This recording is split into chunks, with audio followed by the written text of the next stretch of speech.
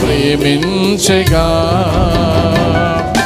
పాపంబు నుండి విడిపించుటాకై ఆ యేసునే పంపెగా. పాపాంధకారం లోకాన్ని కమ్మి దైవాన్ని మరిపించగా, దారే లేక గురికానరాక మనుజాలి దిగులుందగా.